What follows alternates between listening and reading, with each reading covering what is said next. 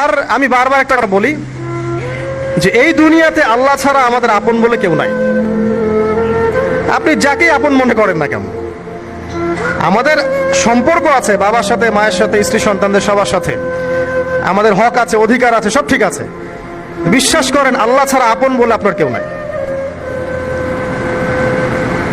এই যে গার্লফ্রেন্ডকে আপন মনে হয়, এরা আপন না। স্ত্রী সন্তানদেরকে খুব আপন মনে হয়, আপনার মৃত্যুর পর 40 দিন সময় লাগবে না সব ভুলে যেতে। পিতা মাতা ভাই বোন সবাইকে আপন মনে হচ্ছে। পিতা মাতার স্থান বাবা মার পরে, আল্লাহ রসুলের পরে, সেটা ঠিক আছে, তো আপন আল্লাহ ছাড়া তারা নন। আপনি তাদের মনোপুত ভাবে নিজে প্রতিষ্ঠিত হতে পারবেন না, তারা আপনাকে চিনবে না। বলে সারাটা জীবন তোর পিছনে এত টাকা ঢাললাম, কি করলি? কিচ্ছু করতে পারলি না। আবার এখন যারা পিতা মাতা হয়েছেন, সন্তানদেরকে আপন মনে হচ্ছে, দেখবেন এই সন্তানকে আপনি আপনার মনোপুত ভাবে সম্পত্তি দিতে পারবেন না, ভরণ পোষণ দিতে পারবেন না। এই সন্তান বড় হয়ে আপনাকে বৃদ্ধাশ্রমে পাঠাইতে পারে, নাউজুবিল্লাহ। অথবা আপনার সাথে এই সন্তানই খারাপ ব্যবহার করবে। আপন মনে হচ্ছে? আল্লাহ ছাড়া কেউ আপন না। আল্লাহ ছাড়া আপন কেউ না। আর আল্লাহ ছাড়া সত্যিকার অর্থে আপনাকে আমাকে ভালো কেউ বাসে না। শুধু আল্লাহ আপনাকে ভালোবাসেন। এটা আপনারা হারে হারে উপলব্ধি করবেন যত দিন যাবে ইনশাআল্লাহ। তাই শুধু সেই আল্লাহর জন্যেই নিজেকে খালেস করে দেন, আর যার যার হক তাকে তাকে দিয়ে দেন। দুনিয়াতে শান্তিতে থাকার ফিলোসফি বলছি, philosophy of happiness in this হায়াতুদ দুনিয়া, সেটা হচ্ছে যার যার হক তাকে তাকে দিয়ে দেন, নিজের হক আল্লাহর কাছে চেয়ে নেন। আর দুনিয়াকে আপন মনে করবেন না, আল্লাহ ছাড়া কাউকে আপন মনে করবেন না, আপনি সুখে থাকবেন ইনশাআল্লাহ। দুনিয়ার দাসত্ব করবেন, আল্লাহ ছাড়া অন্য মানুষদেরকে আপন মনে করে নিবেন, দেখবেন আপনি পদে পদে কষ্ট পাবেন। কারো কাছে আশা করেন না, কষ্ট পাবেন না।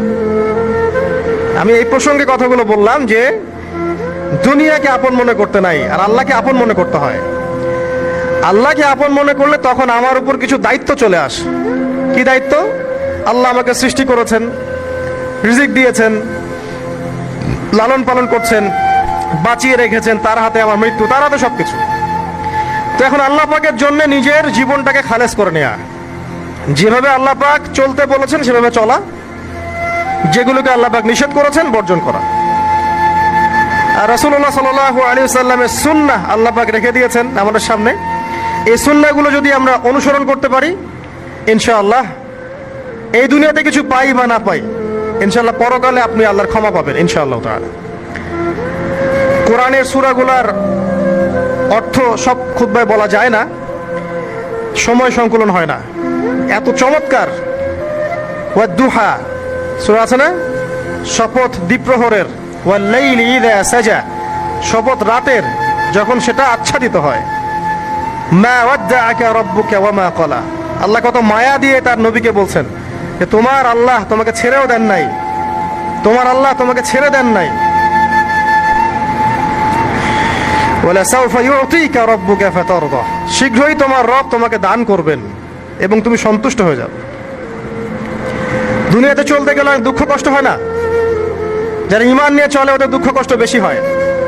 তা আল্লাহ বলছেন টেনশন করো না, কষ্ট পেও না, তোমার রব তোমাকে ছেড়ে দেননি।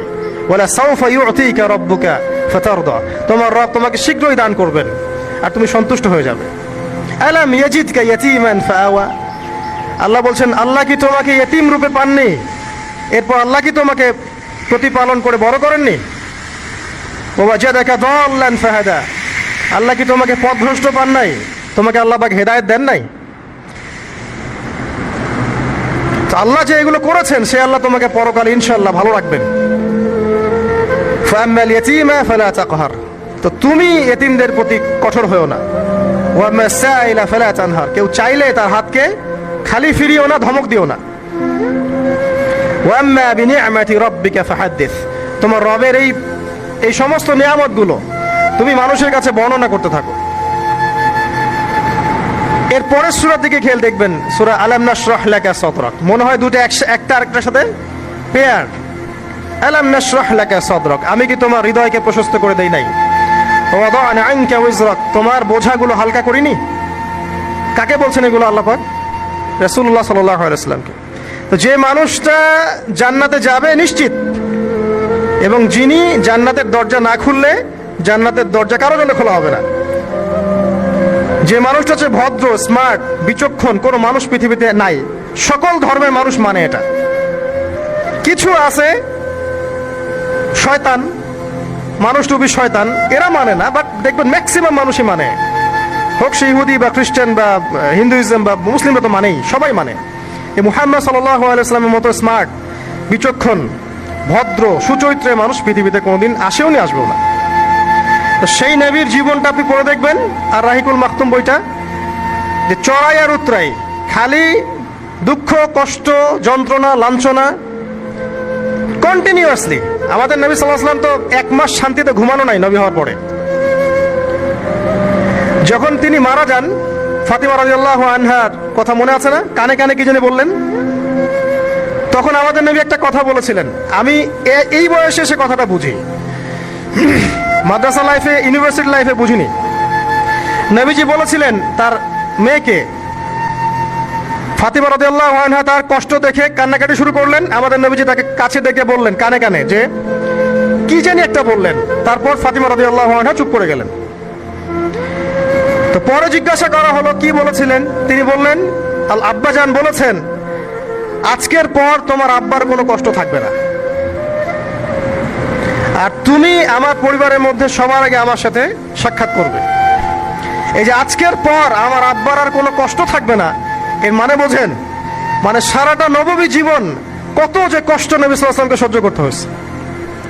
আজকে জান্নাতে যাওয়ার দিন, আজকে আর তোমার আব্বার কোনো কষ্ট থাকবে না। এই মানুষটার যদি এই অবস্থা হয়, তাহলে আমরা কি? আল্লাহ পাক সেই মানুষটাকে এই সূরা দুটো শোনাচ্ছেন, আমি কি তোমাকে এতিম পাই নাই, তোমাকে পথভ্রষ্ট পাই নাই, হেদায়েত দেই নাই, ভরণ পোষণ করিনি, আমি আল্লাহ তোমাকে ছেড়ে দেই নাই, শীঘ্রই তোমাকে দান করব, হ্যাঁ, তোমার বোঝাকে আমি হালকা করিনি। ফাইন্না মাআল উসরি ইউসরা, ইন্না মাআল ইউসরি ইউসরা, কষ্টের সাথেই স্বস্তি আছে, নিশ্চয়ই কষ্টের সাথেই স্বস্তি আছে। ফাইদা ফারাগতা ফানসাব ওয়া ইলা রাব্বিকা ফারগাব, যখন তুমি অবসর পাবে তখন তোমার রবের দিকে একনিষ্ঠ হও। এটাই বলতে যাচ্ছি আমি আপনাদেরকে, যে আমাদের উচিত শুধু আল্লাহর দিকে একনিষ্ঠ হওয়া, দুনিয়াকে ভালো না বাসা, কিচ্ছু না দুনিয়াটা। আমার চেয়ে ভালো আপনারা এটা জানেন না, কিচ্ছু না দুনিয়াটা, মানে মুহূর্তে ডিজাস্টার হয়ে যেতে পারে।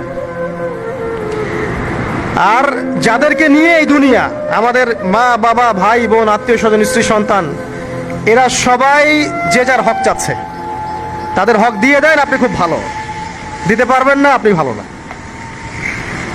সারাটা জীবন করতে থাকেন, দেখবেন একদিন দিতে পারেন নাই, সে আপনাকে চিনবে না। নবী সাল্লাল্লাহু আলাইহি ওয়াসাল্লাম বলেননি কথাগুলো? জাহান্নামে যাওয়ার কারণ এগুলো উল্লেখ করেন নাই? কিসের আত্মীয় আর কিসের আপনজন আর কিসের অফিসের বস আর কিসের কি, সবাই সবার স্বার্থ নিয়ে পড়ে আছে। শুধু একজন সত্তা আপনার কাছে স্বার্থ চায় না, সে কে? আল্লাহ পাক। এটা যদি বুঝতে পারেন তাহলে দেখবেন মনটা আল্লাহর দিকে নরম হয়ে যাবে। আর মুসলিমদের এখন এই মানসিক আত্মশুদ্ধিটা বেশি দরকার। আমরা কেন যেন অস্থির জাতি হয়ে গেছি এখন, একটা মানসিকভাবে শান্তি নেই আমাদের মধ্যে। খেয়াল করে দেখবেন সারা দিন দুশ্চিন্তা, দুর্ভাবনা, পেরেশানি। নামাজে আসি তাও মনে হয় যত তাড়াতাড়ি নামাজ শেষ করতে পারলে বাঁচে। 5 মিনিট 4 রাকাত নামাজ, আর ইমাম যদি ভুলে 10 মিনিট পড়ায় তো চাকরি নট। খতিব খুতবা দিবে 30 মিনিট ঘড়ি ধরে বলে দিবে, ভুলে যদি 10 মিনিট বেশি দিয়ে ফেলছে, আজকে আসছেন ভালো কথা, হাদিয়া নিয়ে যান, পরের দিন আর আসেন না। অস্থির। অস্থিরতার কারণ দুনিয়ামুখিতা, আল্লাহ থেকে দূরে থাকা। অস্থিরতার কারণ কোরআন থেকে দূরে থাকা।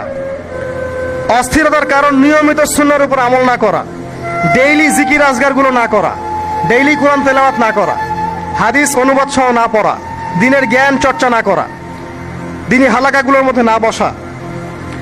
অস্থিরতার অনেক কারণ, টাকা পয়সার পিছনে ছোটা, বাড়ি গাড়ি স্ট্যাটাসের পিছনে ছোটা, এবং এই লোভ, এই লালসা আপনাকে স্থির থাকতে দিবে না। অস্থিরতার কারণ এই যে আমরা বলি মেটেরিয়ালিজম, আমরা বলি বস্তুবাদিতা, এগুলো অস্থিরতার কারণ।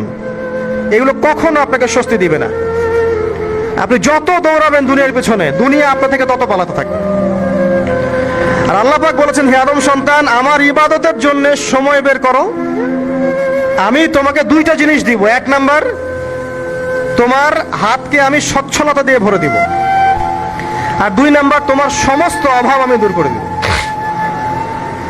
যে ব্যক্তি আল্লাহর জন্য সময় দেয়, আল্লাহর জন্য বাঁচে, আল্লাহর জন্য মরে, সব কাজ আল্লাহর সন্তুষ্টির জন্য করে, দেখবেন ও মনের মধ্যে শান্তি আছে।